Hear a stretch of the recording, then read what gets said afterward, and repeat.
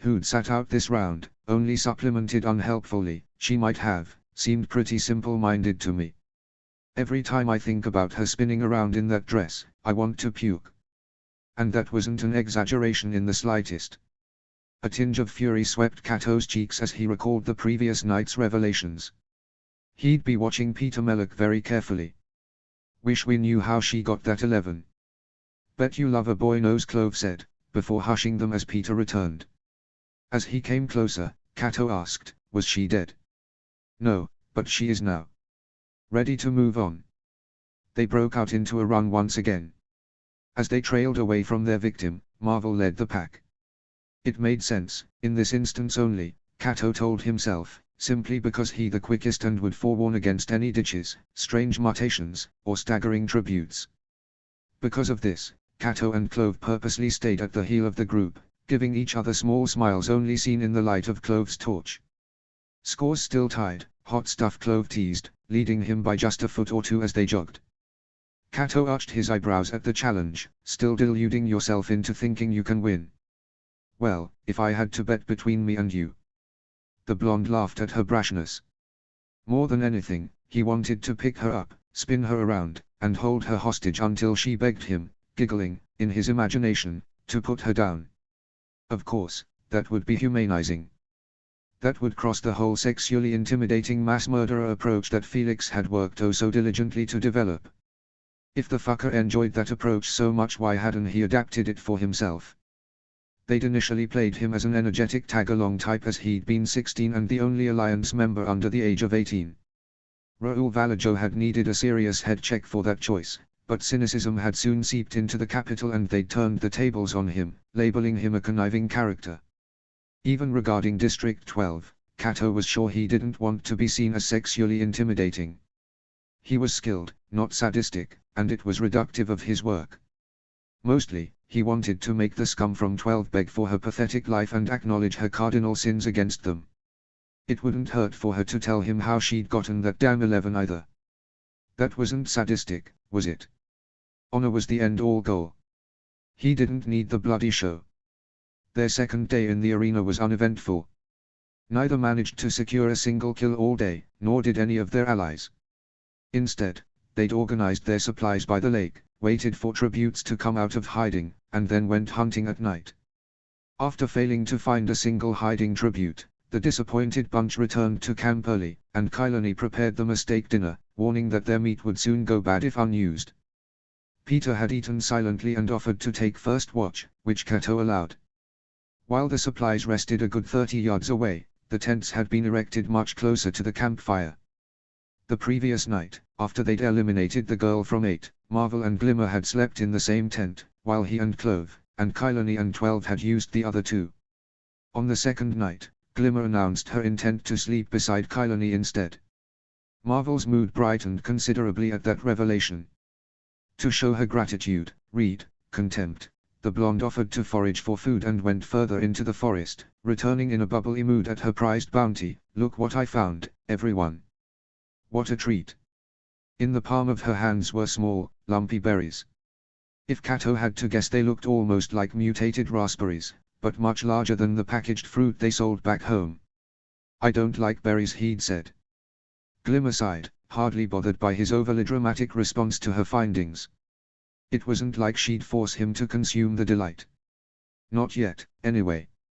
What about you, Clovey? Glimmer asked, turning to her next and leaving Cato behind her. What did you call me? Clove demanded, her eyes narrowing into violent slits. It seemed a moment didn't go by where the tributes from 2 weren't exuberant in their misery. Would it hurt for them to lighten up or acknowledge more than one another? Cato gladly interfered before the situation escalated. No berries, Glimmer. They have antioxidants, Glimmer said, showing her palm to Marvel and Peter. They deferred to Cato immediately. Fine. She'd eat every single one of them on her own. That was absolutely fine with her. Cato growled, holding his sword up threateningly. Next time I have to repeat something to you, it'll be your neck. The older girl stuck out her bottom lip, before turning to her other, less troubling allies. Kylani tried to give her a supportive smile.